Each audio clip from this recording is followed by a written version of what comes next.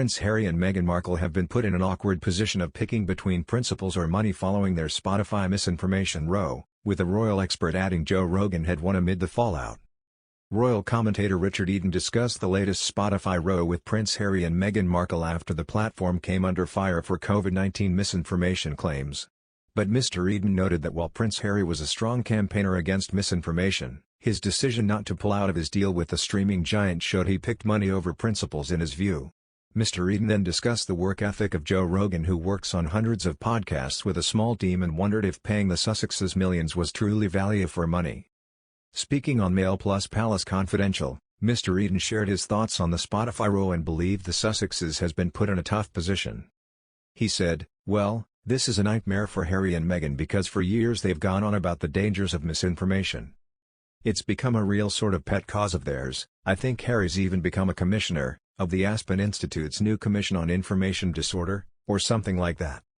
And then here they are with Spotify, accused of spreading misinformation through Joe Rogan's very popular podcast, but they've signed a very lucrative deal with Spotify, which is meant to be worth £18 million or something.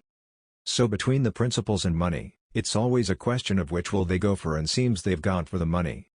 They put out a rather sort of mealy-mouthed statement about the dangers of misinformation, but they've made clear they're sticking with Spotify. So it looks like sort of Joe Rogan's one, really." Mail on Sunday's Charlotte Griffiths was also on the show and believed the Sussexes would not hand the money back in the future, but had heard there were technical issues behind the scenes which explained why the couple has not created podcasts.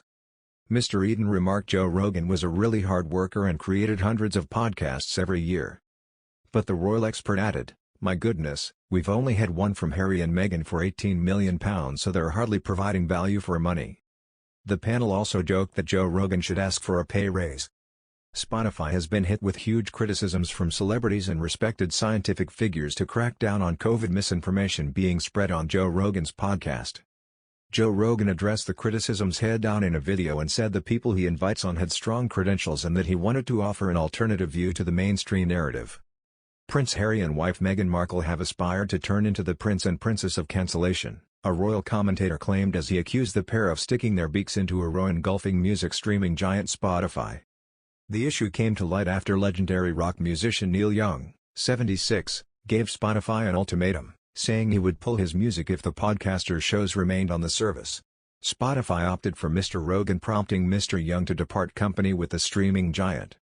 In a statement, Archie encouraged Spotify ensure changes to its platform are made to help address this public health crisis, but despite this, noted how the couple are committed to continuing their work with the platform.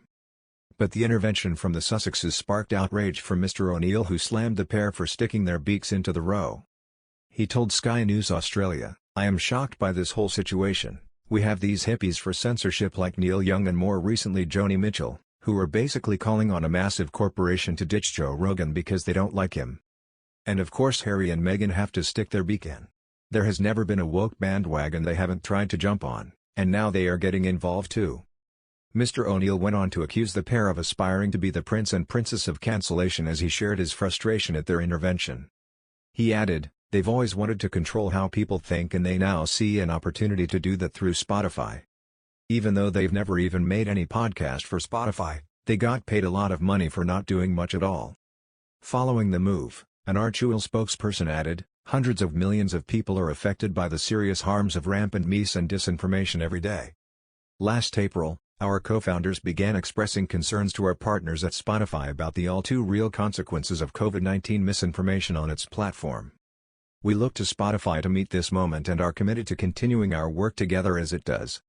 The pair recently signed an £18 million deal to produce a podcast for the streaming giant but have only released one episode in December 2020.